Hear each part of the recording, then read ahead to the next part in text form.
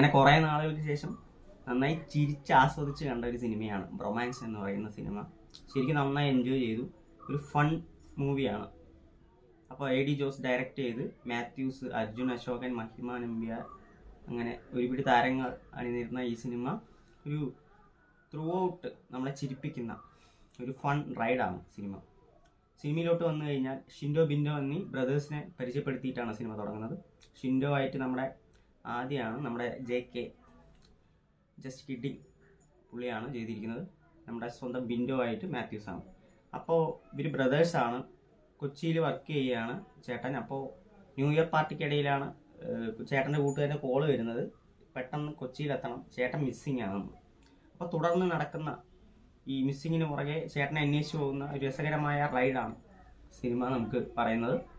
ഞാൻ പറഞ്ഞ പോലെ ഒരു ത്രൂ ഔട്ട് നമ്മളെ എൻഗേജ് ചെയ്യിപ്പിക്കുന്ന, ഒരു നിമിഷം പോലും ലാഗ് ചെയ്യാതെ ഫ്രണ്ട്സിനൊപ്പം ഫാമിലിയൊപ്പം നല്ല അടിച്ചു പൊളിച്ച് കാണാൻ പറ്റിയ ഒരു മൂവിയാണ്.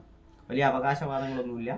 നമ്മുടെ പ്രീവിയസ് പുള്ളിയുടെ തന്നെ ജോൻ ജോ എങ്ങനെയാണ് നമ്മൾ സിനിമയിൽ പറയുകയാണെങ്കിൽ ഒന്നുമില്ല എന്ന് വേണമെങ്കിൽ പറയാം. പക്ഷേ നല്ല രസകരമായിട്ട് റിപ്പീറ്റായി കാണാൻ പറ്റുന്ന ഒരു സിനിമയാണ്. അതേപോലെ എനിക്ക് തോന്നുന്നു അത്തരം സിനിമകൾ മിസ് ചെയ്യുന്നത് കൊണ്ടാകണം നമുക്ക് വീണ്ടും അങ്ങനെ ഒരു സിനിമ കാണുമ്പോൾ വളരെ ഒരു സാറ്റിസ്ഫാക്ഷൻ കിട്ടുന്നത്.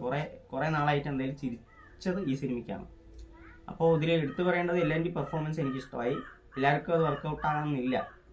മാത്യൂസിൻ്റെ ക്യാരക്ടറൈസേഷൻ എന്ന് പറയുന്നത് നമുക്കറിയാതെ അങ്ങനത്തെ ഒരു ക്യാരക്ടറൈസറാണ് പുള്ളി. അത് അതേപോലെ തന്നെ ചെയ്തിട്ടുണ്ട്. പക്ഷേ ചില സ്ഥലത്ത് മാത്രം കുറച്ച് ഓവറായി പോലെ തോന്നി. പിന്നെ അർജുൻ അശോകൻ ആ ക്ലൈമാക്സ് പോർഷനൊക്കെ കിടിലനായിട്ട് പുള്ളി ചെയ്തിട്ടുണ്ട്. പിന്നെ മഹിമ നമ്പ്യാർ ഒരു രക്ഷയില്ല. പുള്ളി ആ ലാംഗ്വേജ് സംസാരിക്കുന്നതൊക്കെ വളരെ രസകരമായിരുന്നു. പിന്നെ സംഗീത് പ്രതാപ് വളരെയധികം നല്ല രീതിയിൽ സ്കോർ ചെയ്യുകയാണ്. പിന്നെ ഡോൺലി ആയിട്ട് നമ്മുടെ കലാഭവൻ ഷാജൻ ആ ഒരു പുള്ളിക്ക് കൊടുത്ത കോസ്റ്റ്യൂമും ആ റോളും, ഞാൻ പറഞ്ഞ പോലെ ഒരു കാസ്റ്റിംഗ് തന്നെ നമുക്കൊരു ഭയങ്കര ഫ്രഷ് ഫീൽ തരുന്ന ഒരു മൂവിയാണ്. അവർ കാണുമ്പോൾ തന്നെ നമുക്കൊരു ഭയങ്കര ഒരു ഫീൽ കിട്ടുന്ന ഒരു സിനിമയാണ്. ഒപ്പം ഗോവിന്ദാസിൻ്റെ മ്യൂസിക് ആയാലും വളരെ ചേർന്ന് പോകുന്ന കുറച്ച് മ്യൂസിക് നല്ല രസകരമായിട്ട് ലാഗ് ഒന്നും ഇല്ലാതെ അടിച്ചു പൊളിച്ച് കാണാൻ പറ്റിയ സിനിമയാണ്. എനിക്ക് സിനിമ നന്നായി വർക്കൗട്ടായി, ഞാൻ നന്നായി എൻജോയ് ചെയ്ത് കണ്ടു.